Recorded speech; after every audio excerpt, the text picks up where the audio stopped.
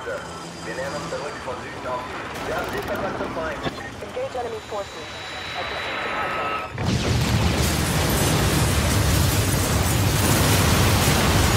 Well, you know, we're always looking at what works best for the project we're going to work on, and that's a decision that we make whenever we wrap a game. So once we, you know, Modern Warfare 3 is done and we're looking at what we want to do next, that's when we look at what we need. What direction do we want to go in? Is it going to require brand new technology? And if so, let's build that in. What we've done in the past is really taken that approach and said, okay, you know, at its core, we have the core gameplay that's fun, that's solid, that's 60 frames per second. This is what people love.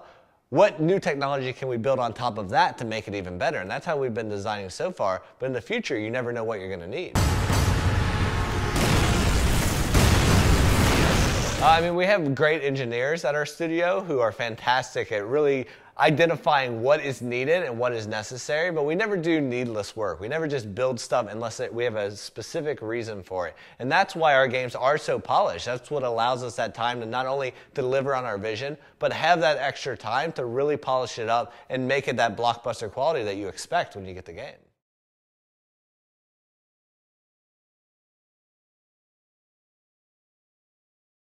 Right. Well, you know, obviously, from a personal standpoint, your initial reaction that's a horrible tragedy. And I mean, our thoughts and prayers go out to everyone who's affected in it. But at the end of the day, what we make is very fictitious, you know, entertainment. It's something that, while very authentic in the gear and the tactics that you use in game, from a military standpoint, the scenarios you see are out of this world. They're big, epic, blockbuster moments, very similar to any action movie that you'll see online. That's what we focus on, is delivering this action-adventure experience that is completely unrelated to anything in real world.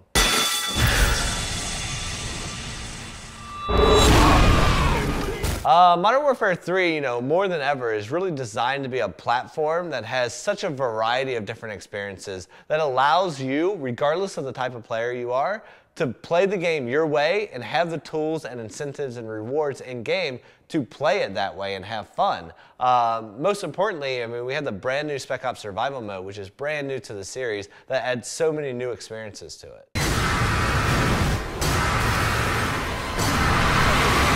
Well, you know, right now it's, you know, we're completely focused on Modern Warfare 3. We haven't, you know, started talking about what we're going to do next. But when deciding to do Modern Warfare 3, you take all that user feedback into consideration, because, you know, we're looking at what our fans are saying on Twitter, on Facebook. We're extremely accessible, and having that direct communication, those conversations with our fans, has a huge impact on how we develop our games and the features and directions that we go into.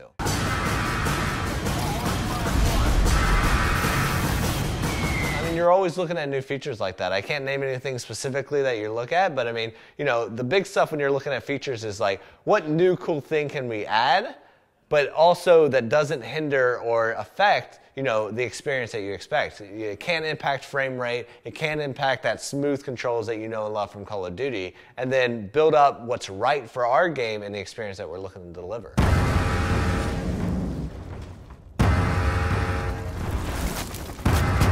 There's a lot of pressure that we put on ourselves internally.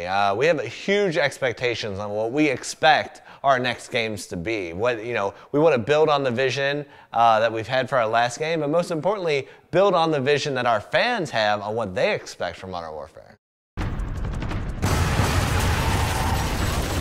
We have a lot of different channels we use. I mean, we use me personally as a conduit between us and our community to make sure that, you know, I fully understand what our fans want, and I'm putting that through the filter of like, okay, this is our vision for the game, and this is their vision, and how can these two mesh together to really benefit each other? Just after we did our last event, Call of Duty XP in Los Angeles, where we had 10,000 fans come out and just hang out for 3 days and just have fun, like that was all inspiring enough. But then I left there and went putt-putting afterwards in LA, and I'm sitting there waiting for my clubs and my ball, and the dude says, "Oh, aren't you Robert Bowling from Call of Duty?" And when I can be recognized at a putt-putt place in a random place, then that's when I start realizing, like, okay, maybe this is kind of a big deal. It doesn't take the most powerful nations on Earth to create the next global conflict. just the will of a single man. I think in the previous games, it took a lot of twists and turns, and played a lot with your player expectations. With Modern Warfare 3, we've done so much work on how we tell the story and the storytelling of this thing, because this is when it's most important, because Modern Warfare 3, from a story standpoint, is the payoff on the characters and the conflict that we started from Call of Duty 4. So Call of Duty 4 is a very traditional story. Modern Warfare 2 went crazy. And Modern Warfare 3 is a really nice, concise, I think no one's going to have a problem keeping up with it, because it's been crafted so perfectly on how we deliver this payoff.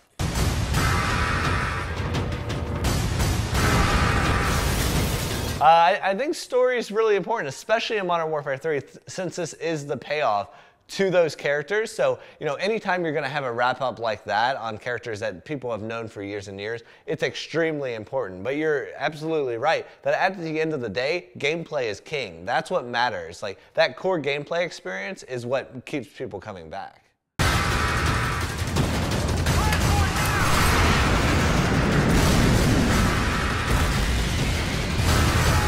Obviously, guys like myself and several others have been to Berlin and, seen all the amazing sights, but we really rely very heavily on getting reference photos, taking videos, learning the architecture, looking at blueprints of interiors, pulling in all that information so we can make it as familiar and accurate as possible.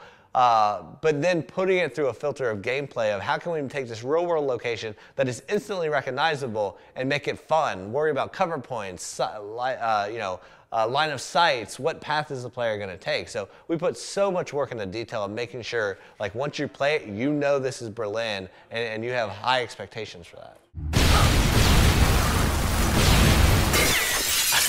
There are a ton of amazing, awesome things that are in Modern Warfare 3, but all that really detailed stuff is what I'm excited for people on November 8th to get in, play, find out for themselves, because me talking about the game is exciting, but when you get it in your hands and you actually play it and experience it for yourself, that's what makes Call of Duty.